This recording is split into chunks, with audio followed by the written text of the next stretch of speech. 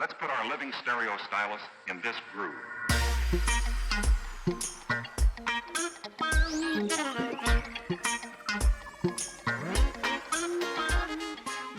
Today we're going to look inside another box of Q Acoustics loudspeakers. Today it's the 3020i's. These are the larger stand mounter slash bookshelf speaker in Q Acoustics award-winning 3000i range. So we're going to get these open, find out what's going on inside.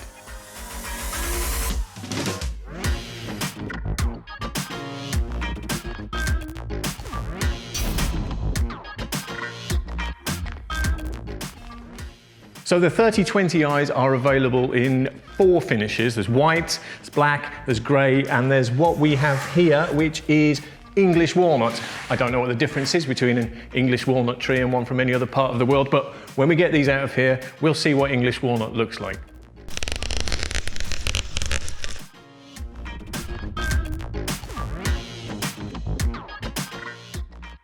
So under the first piece of polystyrene are both speakers, all nicely packaged and nice and secure.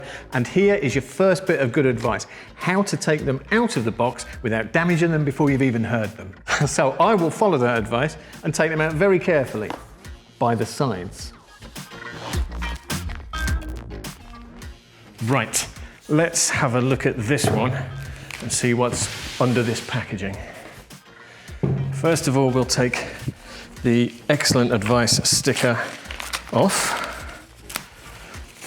I take off the protective covering, and this magnetic grills, which is always a good idea because that way the front of the speaker, which is the business end here, doesn't have any screw holes and stays really clean, and you can attach your grill as easy as that. Right, so we get the grill off and we can have a look around this loudspeaker. And we'll take the little plastic cover off the Q Acoustics logo as well, because that keeps it nice and shiny. It matches then the chrome surround of the 2 drivers. We've got a 22mm tweeter here and 125mm mid-bass driver. Around the back, nice low profile binding posts. These will take a banana plug, a 4mm plug, but they're nice and low profile, so they can go quite close to the rear wall if needs be. And there's a bass reflex port here as well, which will offer a bit of low frequency reinforcement. You can tune these against the distance from a rear wall, and that'll offer a little more bass reinforcement for you. At the bottom, screw mountings in case you want to put it on a wall bracket, little rubber feet pre-fitted in case it's going to stand on a bookshelf. And the entire thing feels really, really nice. This is English walnut, as I say, which is textured. The curves are really good on here. It's a nice bit of cabinet work, especially when you consider that Q Acoustics aren't asking a fortune for these speakers, not at all. So what else is in the box? Well, there are these port bungs for a start-off. These are very handy because they allow you to tune the 3020i's to your taste a little bit. There is, as I say, a reflex port around the back, and you can experiment with bunging that port or unbunging it and finding out which of the performances you prefer. You're going to find a difference in the low frequency performance depending on whether that port is bunged or not.